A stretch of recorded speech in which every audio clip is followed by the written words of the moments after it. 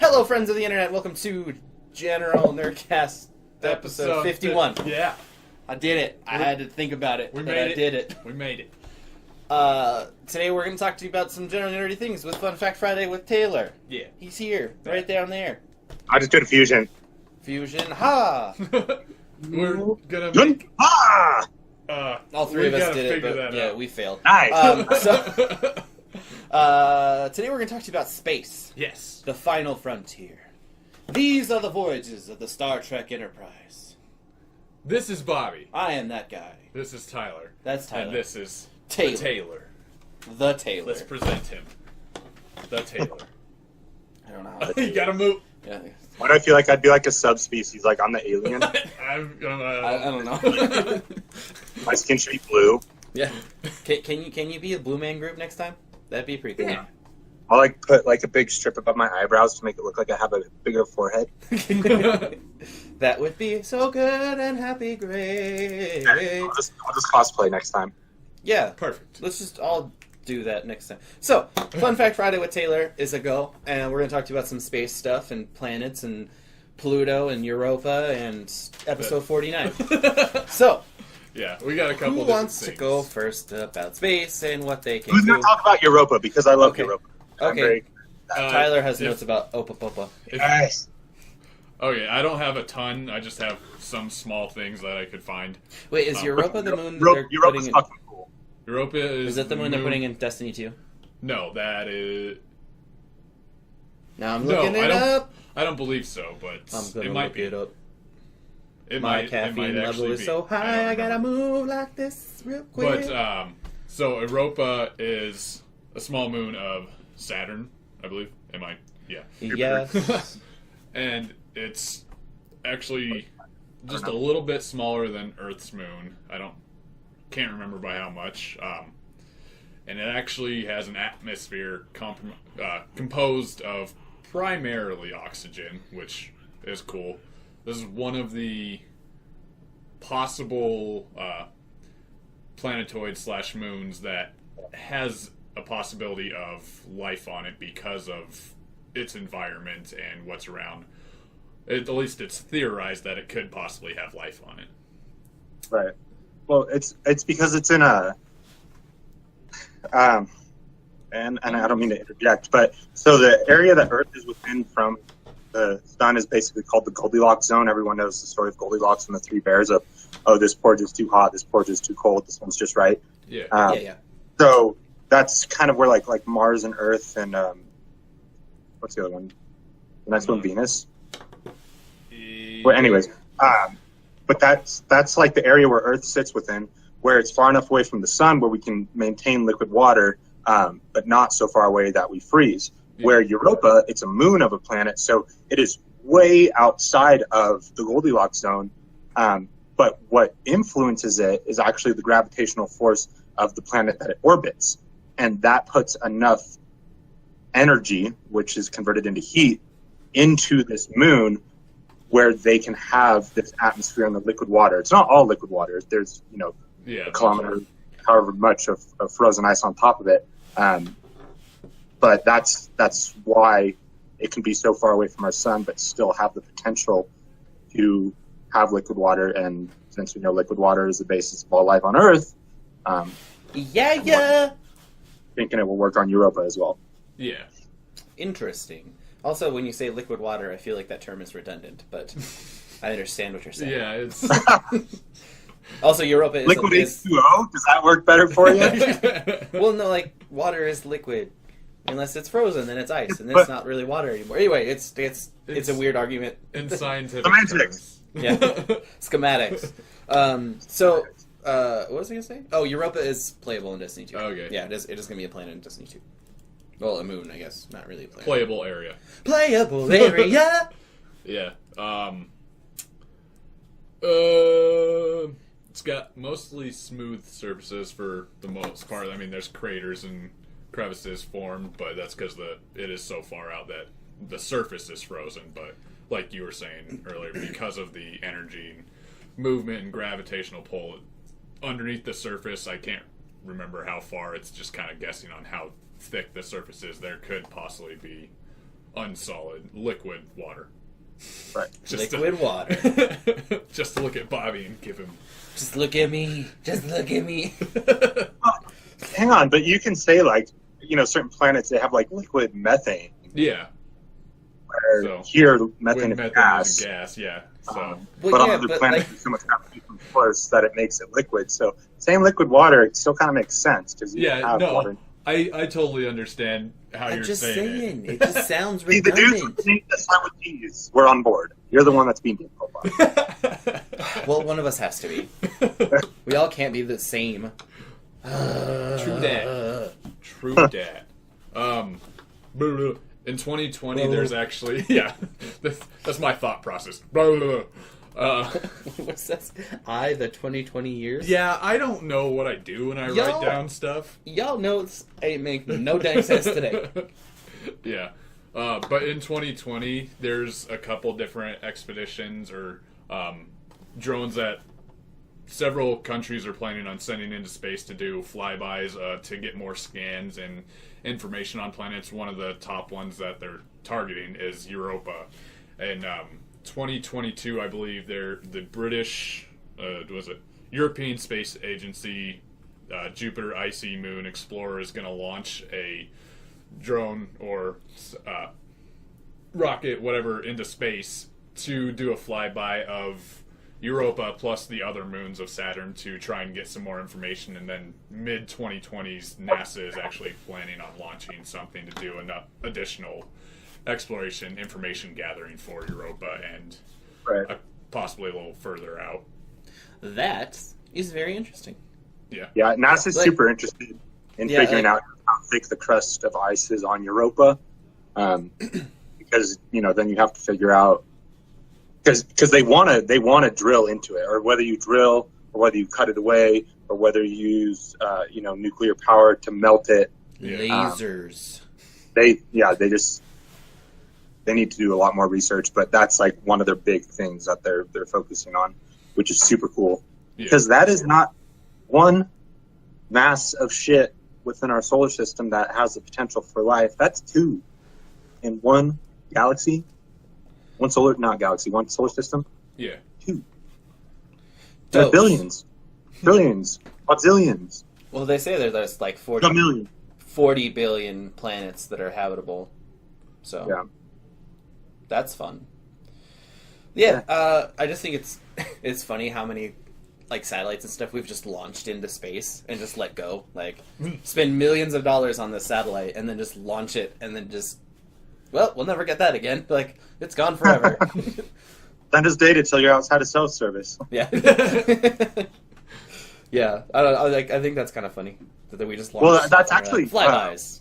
Why launching stuff is so complicated too. Not because we necessarily send satellites out and then just let them float freely, but because not just the United States, but the Chinese and Russians and anybody else with any sort of space expedition program, SpaceX. They send stuff up into orbit, and then once it's done, they just kind of leave it, or they'll blow it up, and it creates more space debris, which is all held around our planet because of our gravitational force. Mm-hmm. So they have to like picture all the shit swirling around, and you have to plan getting something up through that with every launch, and every launch potentially makes it worse and worse and worse.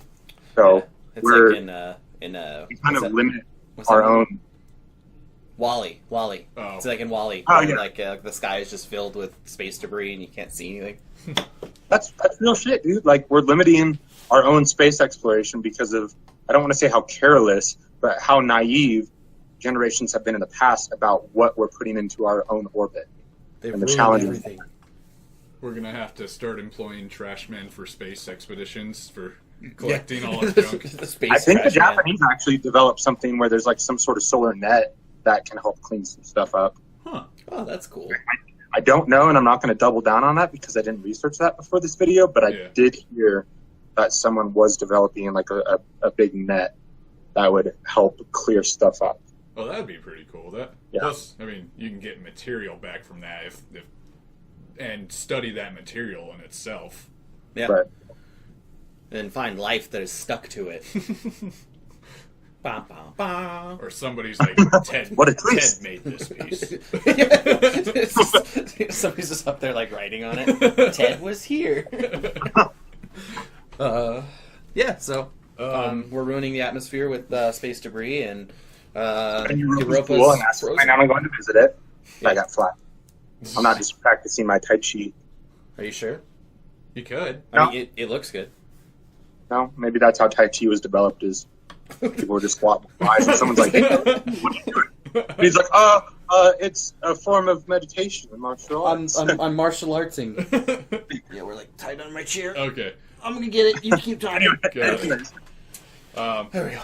There's just little small facts. It's one of the Fun Fact Friday. Do it. yeah Lay it on me. one of 4 moons named by Galileo back in 1610.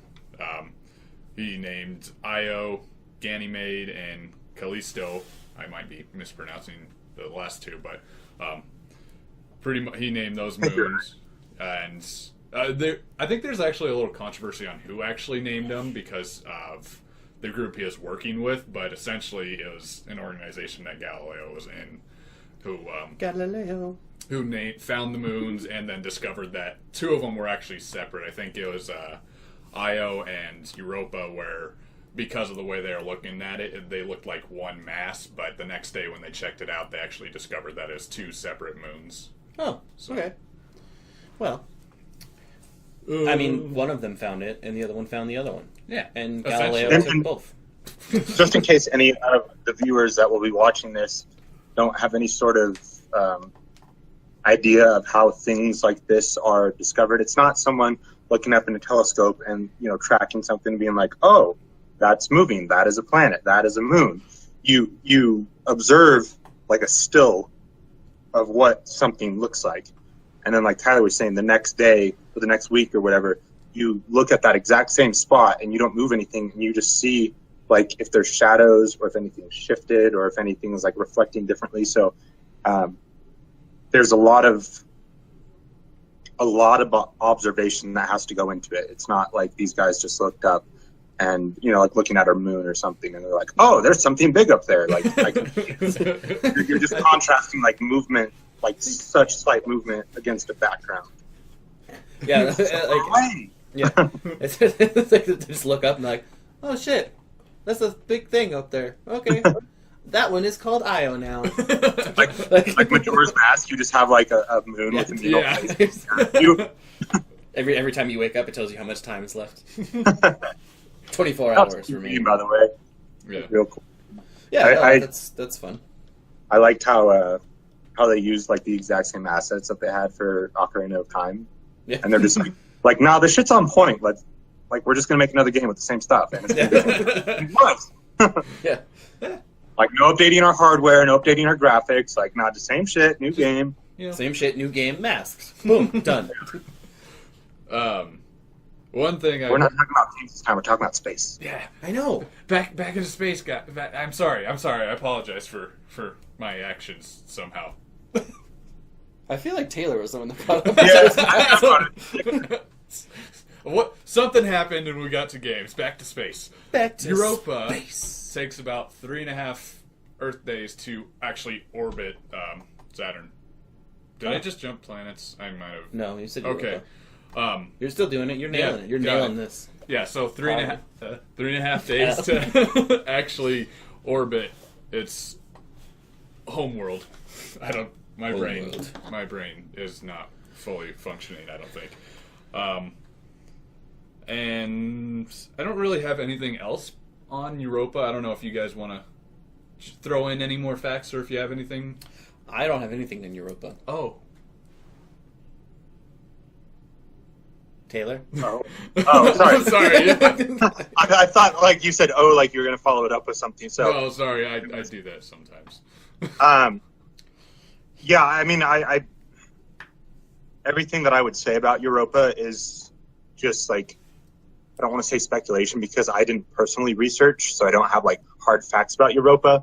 But essentially, any sort of mission that we're going to do there is going to be like ice fishing, or at least that's the idea. Is you have to go to the surface, you have to cut down into it. There's no spots. There's liquid H2O on the surface. It's all ice. So what they're hoping is that they go and they just somehow bore or cut or melt a hole into the surface, and then you drop a probe or a camera down and you get some samples, and they're hoping that they can find some form of life. And keep in mind the definition of life is so broad that if they literally find anything that somewhat resembles life, even at like the microbial level, that verification alone, again, with two things within one solar system that both have life, like that just hugely opens up the possibility of life elsewhere. And my thought is that it's going to be kind of like back in the 1960s, where basically NASA was at its prime because we were in the space race. And there was people like begging to become scientists or astrophysicists or geologists or whatever, like anybody that could help the space program. And a lot of that's died out. Like a lot of the funding for NASA has died out. So if NASA were to send probes and they were to find like literally anything on Europa, I think that would kind of kickstart people's interest in exploration again. And we'd come into another quote unquote golden age of people focusing a little bit less on if the dress was white and gold or blue or whatever, and a little bit more on like the bigger picture. And I hate that fucking dress. And like cool shit. Not that's a really good way to look at it. Is the fact that if we did find something that it expands pretty much everything that we thought we knew, and it totally changes the game again. Well, because humanity's kind of bored right now, right? That's like why like memes are so popular and these like quick little fixes, because we're looking for entertainment, because we don't have, or at least it's not promoted, like big breakthroughs in anything right now. I mean, I think that would be awesome if that happened. Hello, Luna. I think that'd be awesome if we found something and it did surge NASA's funding and NASA as a whole again, and then we could terraform planets. Or even like independent space companies. Yeah, it's SpaceX, the Elon Musk thing, and there's another one now too. Actually, not to go on about it, because I'm not going to go into details about the business that I operate outside of what we're doing here with the podcast, but one of our clients is one of the main guys for the launches of SpaceX. Really? And yeah, that's so awesome. like send us emails, be like, hey guys, can't talk right now. Like I have 2 missions to launch, or like, cool. Can I come? Send me a sticker. Send me a sticker. Yeah, but so as soon as I found that out, I was like, you're my new favorite client. Like, whatever you need, dude, I got you. You call me. Here's my personal phone number. No, that's cool. Like what were we saying about? I forgot. We were talking about how like any sort of discovery on Europa, I mean even Mars. They're still exploring a lot with Mars. There's still new things with Mars, but there's nothing big, nothing groundbreaking. And so if something was discovered, I can't talk today, guys. I'm sorry. If something was discovered, it would hopefully reinvigorate people's interest in becoming educated and specializing in these fields that a lot of people are kind of breaking away from. Yeah. So it'd be cool. Yeah. I'd be into it. Yeah. Definitely wouldn't mind seeing some more stuff surface that the public would definitely get an uproar about. But right. Yeah. You gotta wait years for some more expeditions, well, not expeditions, but it'll be here before you know it. Data collecting, yeah. It will. Yeah. We're gonna be old pooping our pants before something happens. Yeah. I can't wait to poop my pants. So yeah. That's Europa. Yeah, that's Europa. Yeah. Do you want to hop into? Oh, there's a good movie about Europa too. That was actually pretty scientifically accurate. Yeah. Called the Europa Report. Very, very creative name. Yeah, they did it. Yeah, I'm not going to spoil anything, but if you enjoy space dramas or space flow intellectual action movies. I recommend it. It's cool. It's cool. Yeah. Okay. I mean, okay, well, this is called General Nerdcast, right? Yeah. Let's be real. People that view this are somewhat nerdy, so I don't need to play it down. Watch the movie. Europa Report. It's fucking great. Yeah, there you go. Passion. Yeah. That's what I wanted to see from you. Well, that passion, Taylor.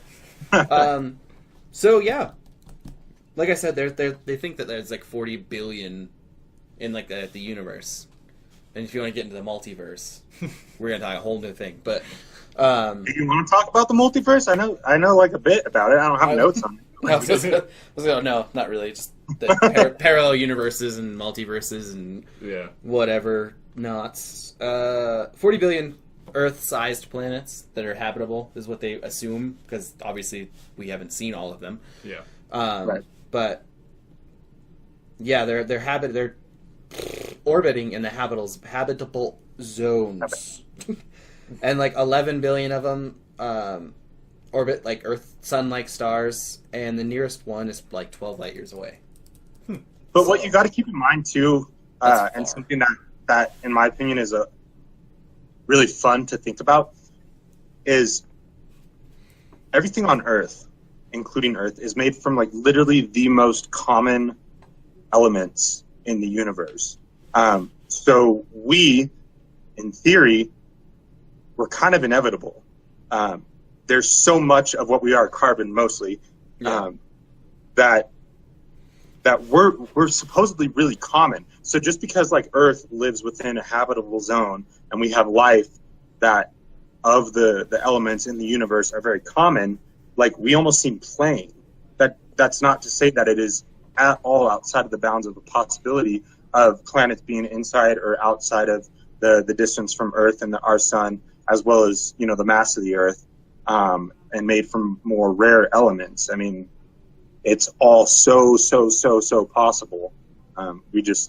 We're so young as a species, as a planet, that we just don't have the tools to see it. But that's not to say that we can't understand that possibility is very, very, very, very, very, very, very fucking likely. Fucking.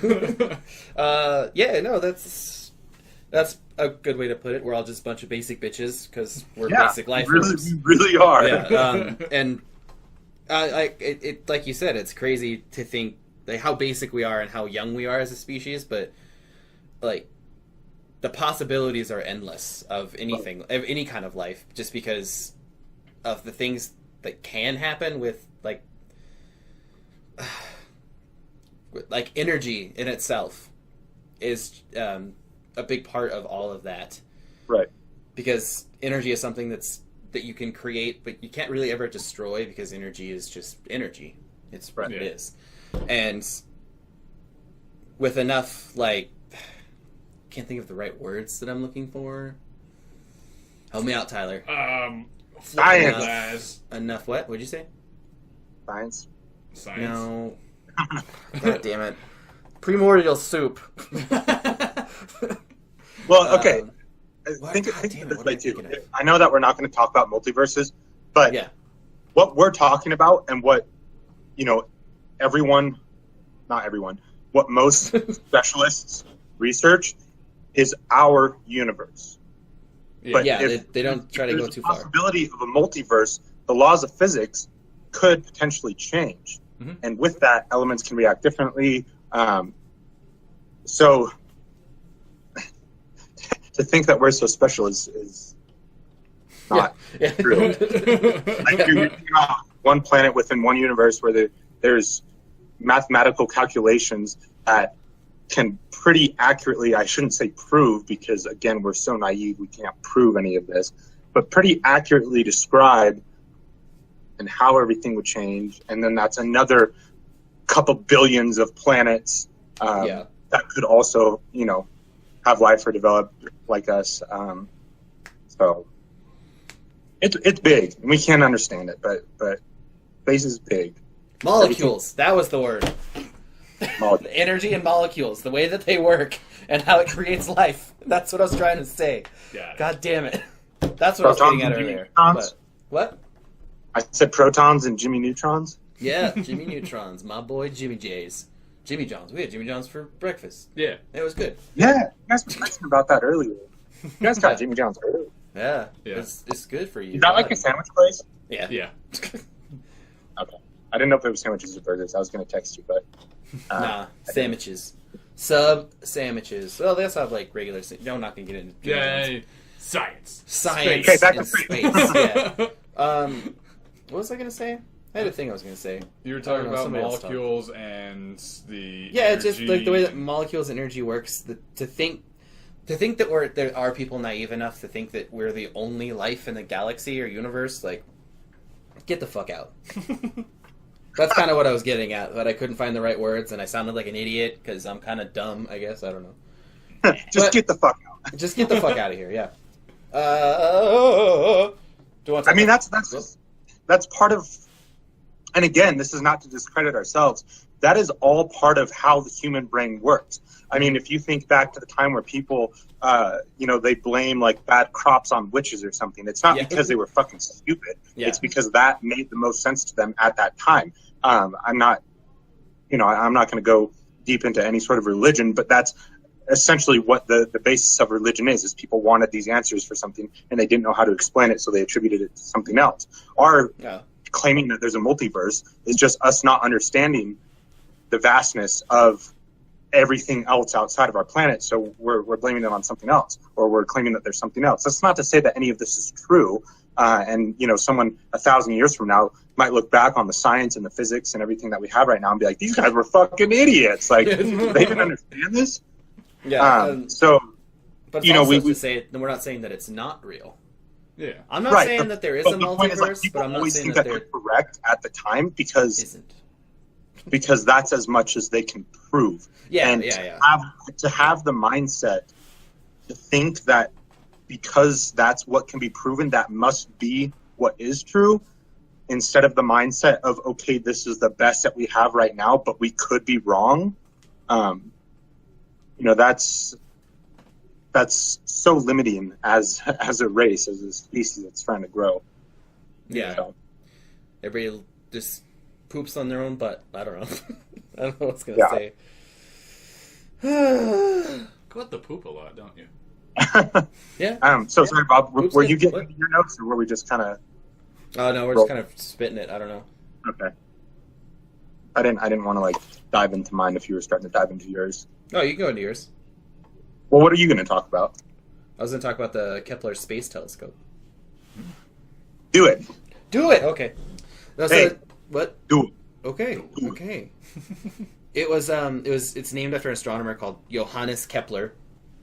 It's been looking at the Earth since, I think it's operational since 2011. Oh, 2009. May 12th, 2009 it started looking up, and it can look really, really far.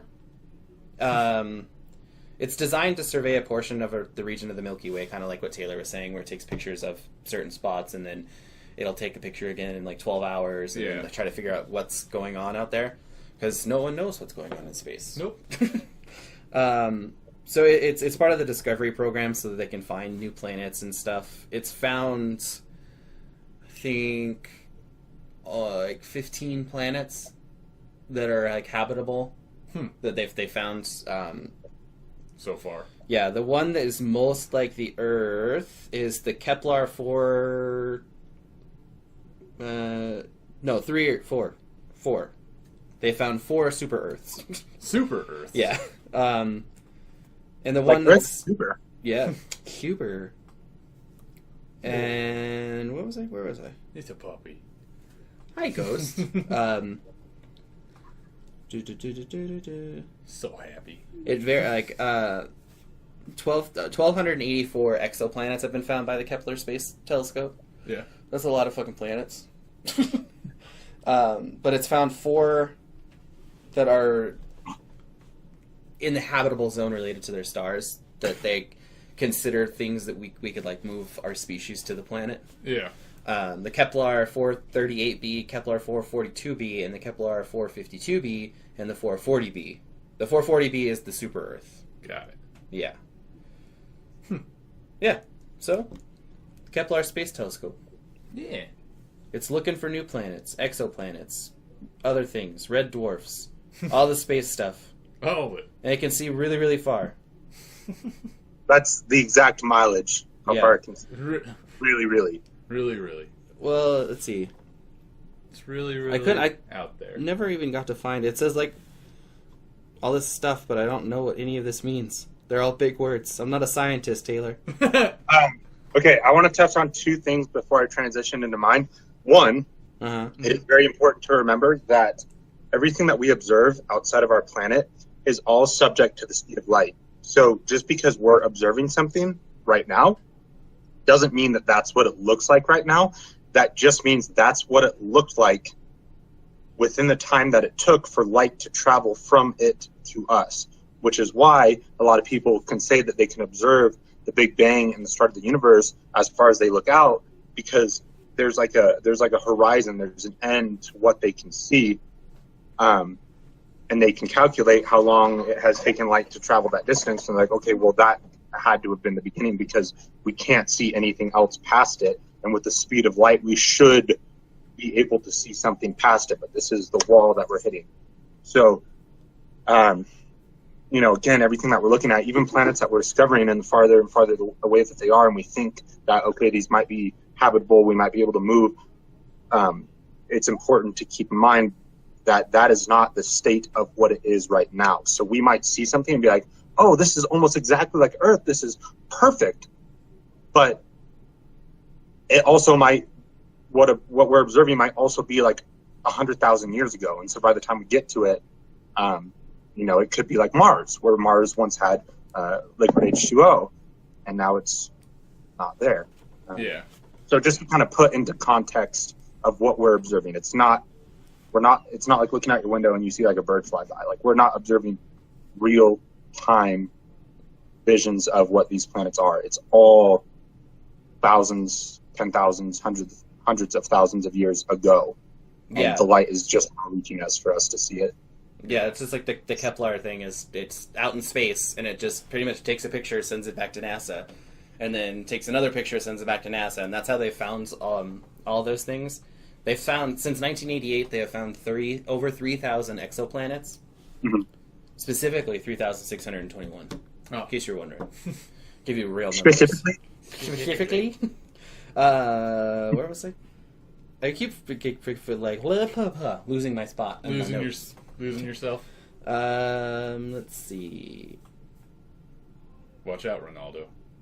Watch out, Ronaldo. Threshold crossing. See, where was I? What was the second thing you wanted to touch on?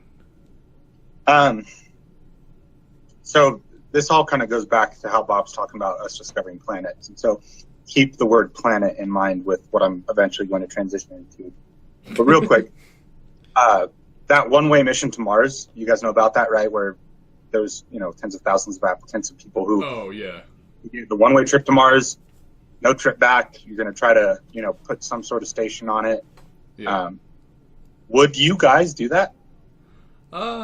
Like, if you had the education and the qualifications, would you do it? Maybe. That's tough. Yeah. I don't know if I would.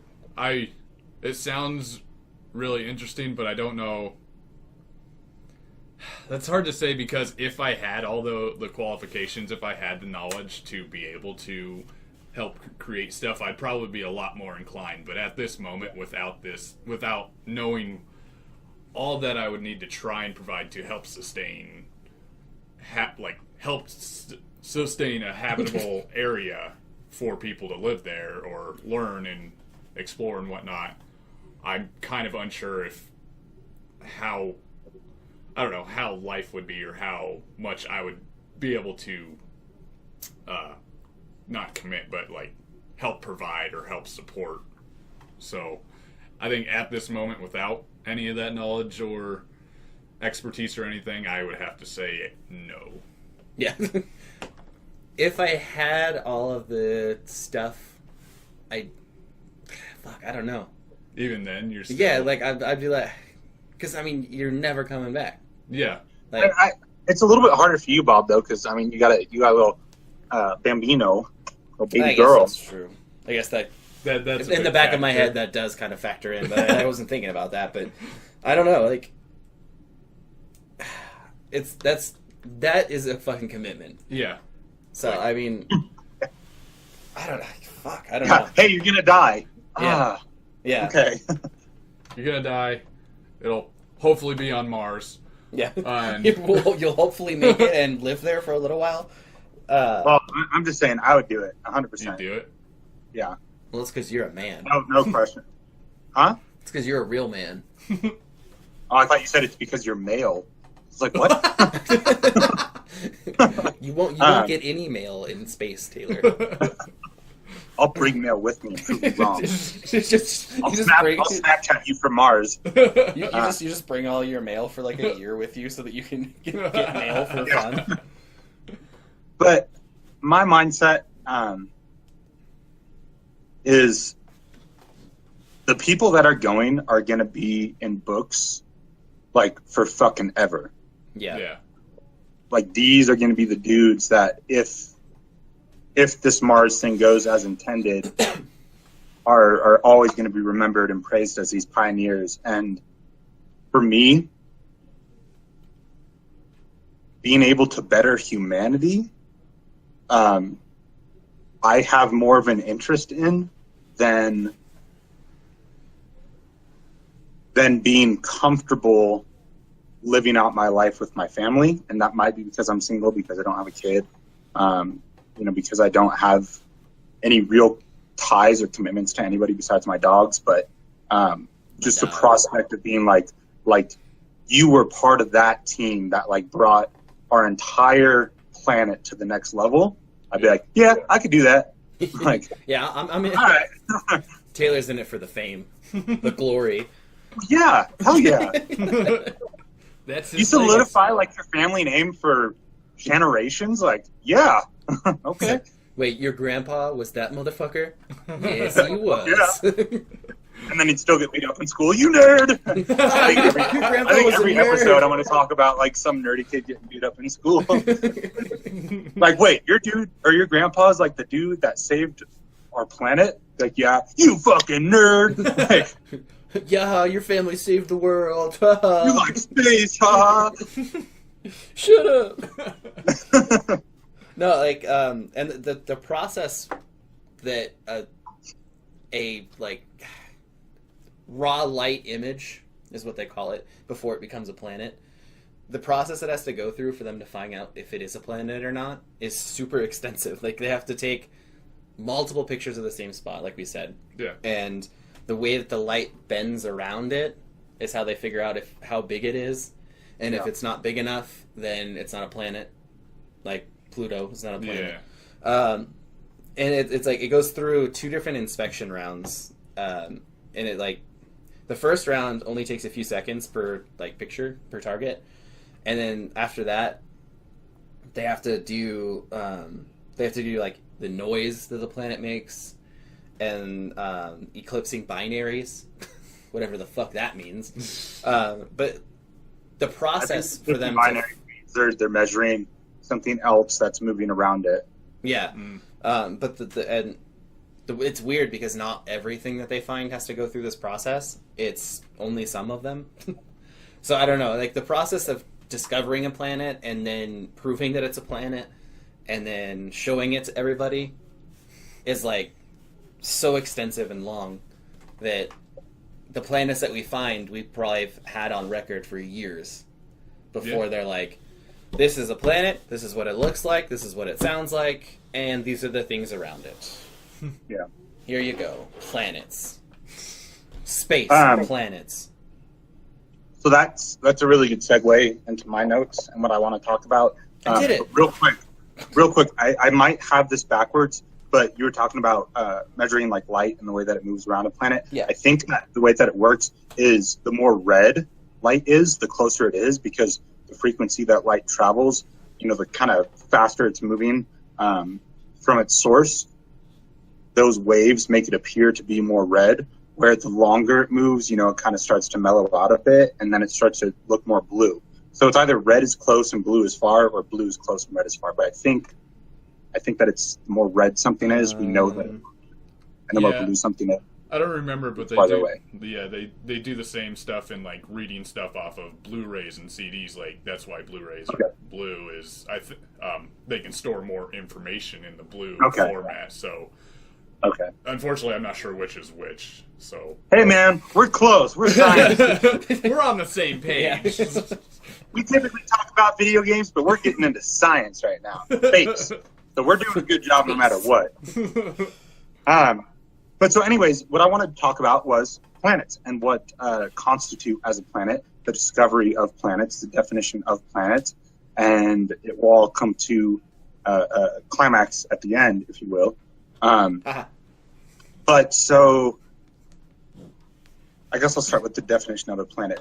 A planet, up until recently, has never really had any sort of boundaries on what is a planet versus what is like a comet or an asteroid or just a mass. So it's always been very ambiguous. It's just, oh, if we see something outside of Earth, it's a planet. So back in the 1800s, when we were first kind of starting to understand that Earth might not be the center of our universe or our solar system. Hey, wait. we might I'm the be- center of the universe. Okay, so Bob is, Yeah. but not Not Earth. Earth. Yeah. Yeah. and then to understand that maybe everything else is orbiting around the sun, they were looking up and they were starting to discover new planets like every couple years. And so I think we have how many planets now? Is it eight official planets? Yeah. think it's eight. The official one. So back then it was like Six. 5 or 6, and then it jumped up to like 12, and then it got like as high as like 16 or 18 or something, because they were seeing masses out in space, and they're like, oh, this is a new planet, perfect. I'm gonna name it blah blah blah. I actually think, God, what planet is it? I should have written it down. So the naming of planets is kind of interesting too.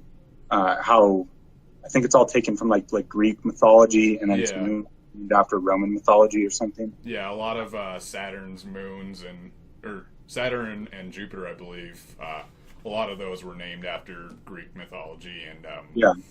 there was. But I think that's like the basis of the naming process. But anyway, so when telescopes started to get good enough where people could discover planets outside of the 6, I'm going to say 6, it might be wrong, but let's say the 6 that we had, they named the first planet after the king at the time, which was King George III. So there's, the sun, Earth, Venus, Mars, George.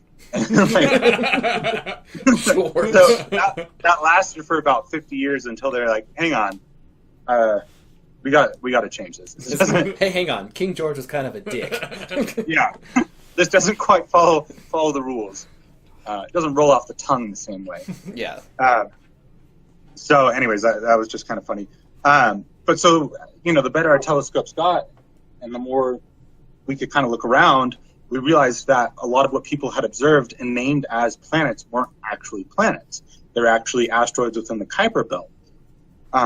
So they kind of narrowed down the term of what a planet was then. And realized, there's a lot of shit floating around in space, and not all of it Shit out of me. can be defined as a planet. So that, was there for, I think that was like 1880s, I think. So let's say we move another 30 years forward, and we're now in the early 1900s. Telescopes got better, and they started to observe more and more planets. But more importantly than observing planets is the orbit of the planets, and they realized that not everything was perfectly a circle around the sun. Some of them had more oblong orbits, and they knew enough about mass and gravity to know, okay, well, if something is shifting over here, there has to be a certain amount of mass with a certain amount of gravitational force influencing its rotation or its orbit, so there has to be something else out there. And so that again kind of snowballed how people were discovering planets, because even though they couldn't necessarily observe something, they knew that there had to be something else out there beyond what we could already see that was influencing the orbit of everything that we could see. So a lot of the planets that we know were actually discovered through mathematical equations before they were ever observed. People were like, okay, there has to be something, and they're looking through their telescope, like, okay, we should be able to see it right there, right now, because we know that it's influencing this. And so they pull out their telescope, and they're like, oh, shit, cool, there's something. We were right. We did it! Oh, somebody call my mom. I did it. I did great. So that was kind of in the early 1900s how more stuff, and I'm not going to use the word planets because, again, the definition of planets, as we know it today, is getting more and more narrow. Changes. But so that's how they were discovering more stuff out there. Hi, Luna. Please leave me alone. Please leave me alone. So the discovery of Pluto. Pluto's the main thing that I want to talk about. Okay. Got that right there. Some. Pluto was found through a mathematical equation before Pluto was actually seen.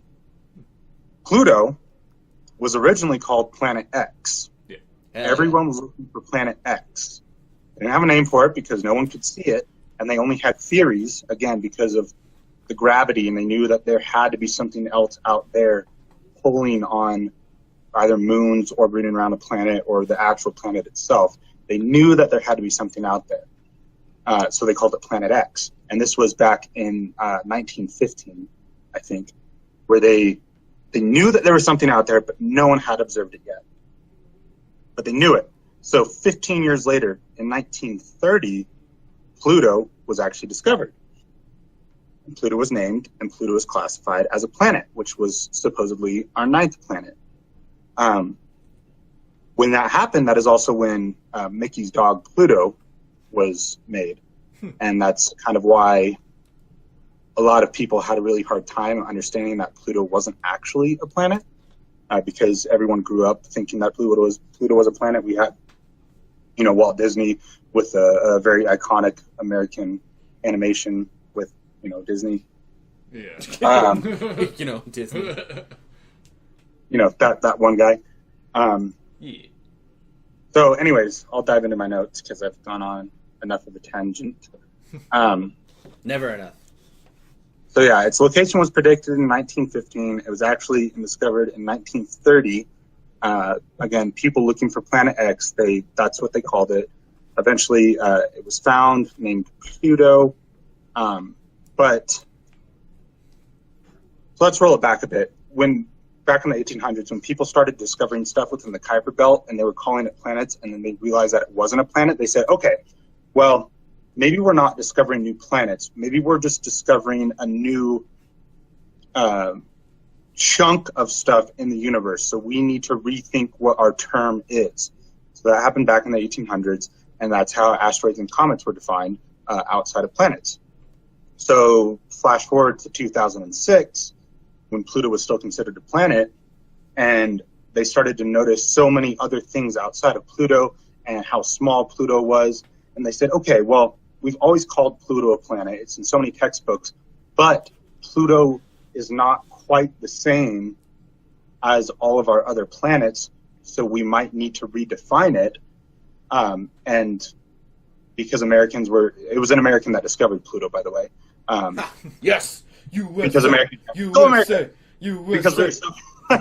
because we're so attached to the idea that we had discovered the 9th planet, Planet X, that had been looked for so many decades. Yeah. We were like, okay, well, it might not be a planet, so we'll call it a dwarf planet. When in reality, I think it's an asteroid. But so that's kind of why Pluto got taken out of being an actual planet, is because it's too small.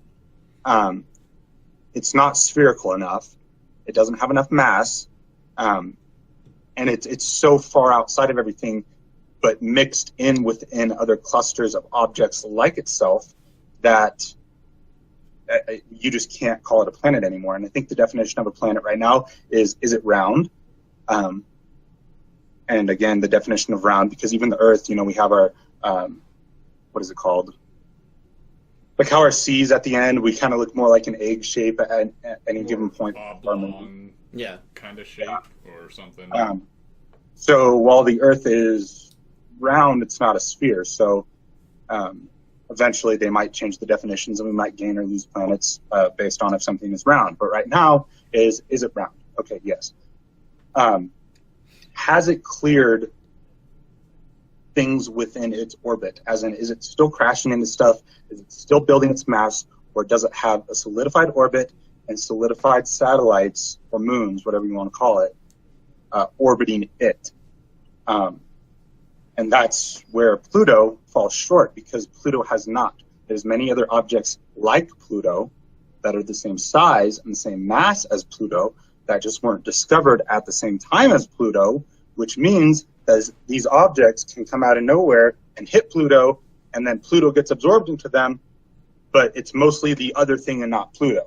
So it won't be Pluto, basically. So it's not a planet because it hasn't cleared things within its orbit. Yeah. Okay.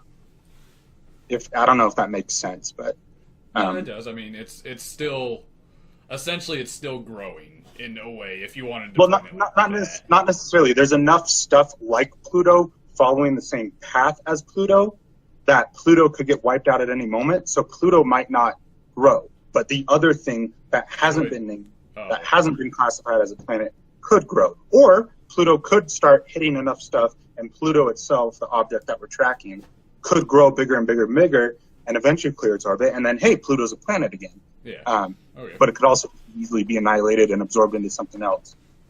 Because there's a lot going on out at that distance. In space.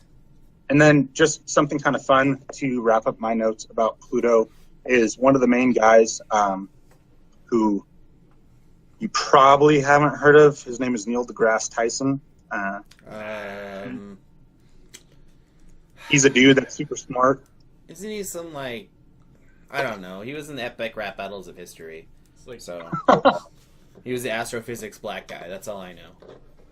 Fictional character. He's like the main guy on PBS. And oh no, Degrassi. It was that show in Canada. I know what you're talking about. That was Degrassi. Yeah. Okay. No, I got you. So, anyways, he was one of the main guys that was on the committee that was basically like, okay, we've observed so many things outside of Earth, so many things that don't necessarily fall into the category of what we use the phrase planet for, where we need to redefine what a planet is so that way we can properly distinct between what something that we thought is a planet is that is not, and what a planet actually is. And so he actually got like a lot of hate mail because he was like one of the forefront people of claiming that Pluto was no longer a planet. And this was back in 2004, 2005, somewhere around then. And like most of his letters were either from like third graders or adults, and it was like literally the same shit, just the adults had better spelling, but it was like, yo, I've always grown up with Pluto as a planet. How dare you say it's not a planet? Like, we love it. I'm not saying it's not a planet. Science says it's not a like, planet. planet. I'm just saying like the phrase planet no longer applies to what Pluto is. So, okay, fine. It's a dwarf, so it's a dwarf planet.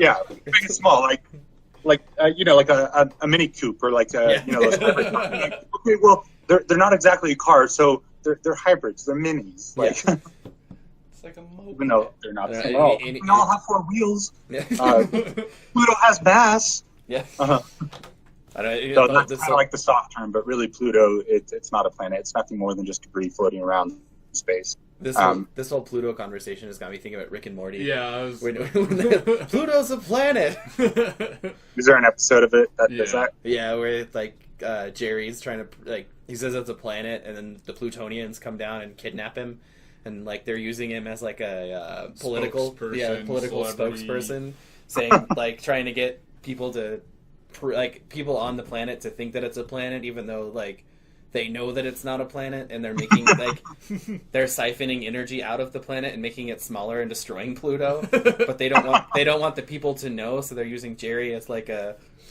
spokesperson. He's like, and anytime they interview him, they're like, "So, tell us that thing that you said when you said it." And he was like, "Pluto's a planet." And everybody's like, yay! See? See, it's a planet. He said he's a scientist from Earth. No, I haven't seen that episode. You should watch that episode. It's pretty Go good. right now. We'll wait. Okay, later. Did First you wanna talk Nerdcast episode that's going to be 2.5 hours long. Yeah. And then the last thing, just talking about Neil deGrasse from Canada, Tyson. He's not even an American scientist. That's why he said the things he said about Pluto. Pluto's a planet. If you're American, Pluto's a planet. Yeah, this is America, and we believe Pluto's a planet. If you don't like it, you can get out. Yeah. Actually, two things. Sorry, looking at my notes. Oh, so real man. quick, just to give Neil a little bit of credit that he's not just some crazy dude that was like trying to mix up everyone's understanding of what planets were. He's the director. The director. That's like the Capitan. It's like the head honcho of the Hayden Planetarium in New York, which, if you want to look it up, was like $200 million. So enough people thought that he was good enough to be in charge of something that expensive. That's Yeah. like, if I had $200 million, my interviewing process would be pretty severe. Like, what do you know? That's too much. Get out. What do you know? That's not enough. Get out. And he came in and said, Are any Pokemon past 151 considered Pokemon? oh, man. Yes, but, I mean... The answer is yes. It was all designed by the same company. Yes, it's the same thing. It's just weird. Like Saying, is anything besides the original Star Wars, which is actually what, Star Wars like 3 or 4? 4, 5, and 6. Was that the original one, 4? Yeah. Yeah. So, is anything else besides that actually Star Wars? Well, yes, it was made by the same fucking people with the same ideas. Like the Pokemon argument that I'm just gonna throw it out there, just real quick. Uh-oh. So my argument with the is anything past 150 considered real Pokemon? It's one of those arguments where, like, where were all of these other 600 that were just running around that nobody ever saw before until now? And it's like, is anything past 150 actually Pokemon, or are they genetically engineered to be Pokemon? You know what I mean? Think about it. Where first were things they? first. The multiverse. The multiverse? First things first, Pokemon is a video game that is limited by the system that it was on and the amount of data that the cartridge could store. Oh, there geez. are so many Pokemon from the second generation that were originally designed to be put in the first generation that they just could not fit within the game. So, is any Pokemon past the second generation a real Pokemon is a better question. Okay. Because like half of the second generation was designed alongside the first generation. They just couldn't fit it within the game. That's fair. But still, it brings back the same argument that there's just 600 random animals that just appeared out of nowhere. Well, it's a kid's game. So it doesn't have to follow any rules. But no, it's We're talking about science, Taylor. It has to follow rules right now. it's different regions. You have to have a professor that talks about, okay, collect the Pokemon within this game. But there's so many discrepancies between like the anime and the games and what's actually canon. Yeah. You There's know, also all that difference too. between Arceus and Mew, or Arceus, however the fuck you want to say it, fuck you, and Mew, like how they both basically share the same description of like they're the creator of all Pokemon or blah, blah, blah. Anyways, last thing, in 2000, Neil deGrasse Tyson was named the sexiest astrophysicist of the year, which is cool, except that's like, what's the reference I can make? Okay, like of the pen and paper that I have, which one is the longest compared to its width? Like, it's a real narrow margin. So, of like, he might be the sexiest, but that's not to say he's sexy. It's just like, of the stuff you can compare, is it the most like this definition? So, of this pad, of this pen, which one can write better? Yeah. Aha! Yes, the pen. The pen wins. The pen is the penniest pen we have of the pens. Dang. Yeah. That's This pen. the last thing that I had to say about that. Oh. Do you want to talk about your Pluto stuff? No, I mean we kind of touched most of that. So No, it has 5 moons. yeah. Nah, we're good. Well, hang on. And But light I from the think- sun takes about 5.5 hours to reach Pluto. There you go. I think the definition of moon, though, is actually cool because that hasn't changed because a moon is it orbiting something else consistently? Yeah. Is it held in place by the gravitational force of whatever else that is? So while the definition of planet is being changed, the definition of moon is pretty. Well, yeah. I mean, Your moons armor and is moons not. and moons and moons, you know. Yeah. So, does anybody else have anything, or No, no, I think we're good. okay? I think that's been Very Oh, knowledgeable, Taylor. Proud of you. Last thing. Oh, oh gosh. here. And this is just, like I said much earlier in the episode, if there's going to be a major breakthrough, I think it will really invigorate people's investment into space exploration, and whether or not that's through NASA or independent organizations, I don't give two shits. Someone needs to be out there exploring. Hell yeah, I agree. But to put into perspective how little the American government or Americans in general invest into space exploration, and I think this is why there's a standstill, is because 7/10. Okay, let's say that out of your taxes, there's $1, right? $1 goes to the government, and that could be used for education or streets or whatever your fucking taxes go to. Yeah. 7/10 of 1 cent of that dollar goes towards space exploration and NASA. Jesus, That's it. That's all their budget. that's So that's nothing. Like Yeah. you're sitting them down on the ground and pooping on their face and saying, "But find cool shit for me." hey, do stuff. So I hope that That's- people That's crazy. don't take NASA for granted and the budget that they have for granted. Like they're working with nothing comparatively to some of our.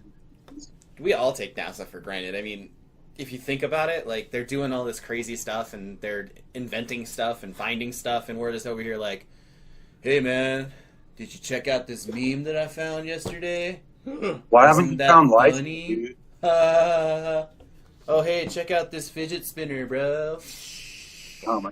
Yeah, like that's who we are as a people country, and they're out there actually doing shit. We're just sitting in Oh, shit. did you know SpaceX actually had a successful, and this is kind of old news, but it wasn't really publicized, but they actually had a successful landing with one of the rockets? Yeah. I watched it actually. It was cool. Yeah, I Because watched there was it. a lot of other explosions before that. Yeah. That was the lot of first other time shit that it got actually blown up. worked. Yeah. No, I watched it live land. That was pretty cool.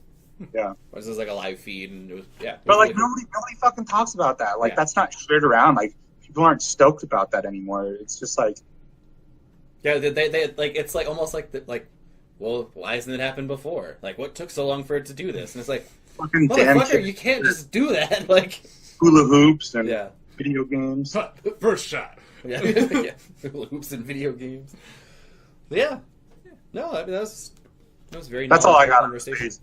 Yeah. Yeah. I mean, we could talk about more stuff, but I don't have any like facts. No, Yeah, that's me fine. either. Nothing My that I facts- can on. My facts sucked anyway. Sounds like a dumbass.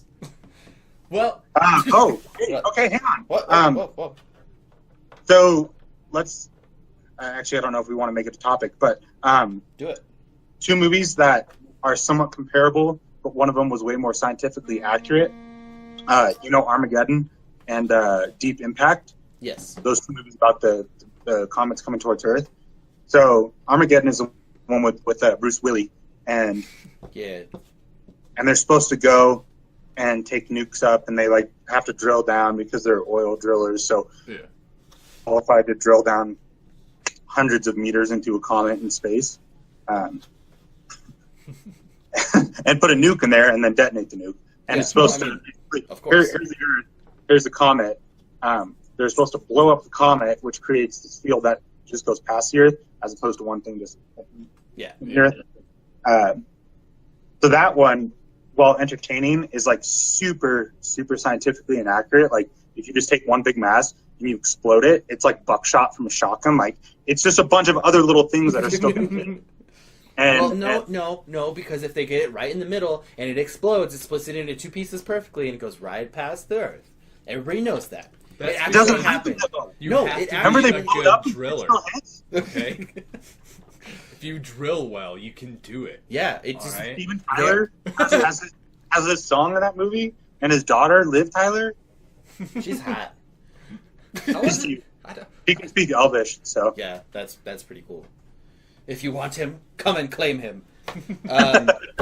So, what was I saying about? Oh, the most scientific. The other thing is Deep Impact is actually much more scientifically accurate, where the Earth is, I think, like 70% water. So if there was something that was going to hit us, it wouldn't be something that like breaks through the Eiffel Tower or, you know, any big recognizable figure on land. It's going to hit the ocean, and we're not going to die because of the impact of it. We're going to die from the tsunami that it creates. Yeah. Just get in a plane and fly around until the tsunami's over, and then you're fine. Or get really good at surfing. Yeah, like really, really good. Like, can you imagine some dude like looking behind him as it's coming down? He's paddling out. He's like, okay, I'm up. It's like, no, the most scientifically accurate movie. I drop so many middle fingers at people stepping past. I'm like, you're dying. Yeah, and probably one of the greatest movies ever made was The Core. That movie, so scientific, and everything about it was so good. Unobtainium is amazing, and that's just the greatest movie that's ever been made scientifically. Yeah? Yeah, The Core. Okay. Oh, yeah? Yeah. You should watch that movie, and then I've seen it. burn your eyes out, because it's terrible. Wait, you're saying that I cannot...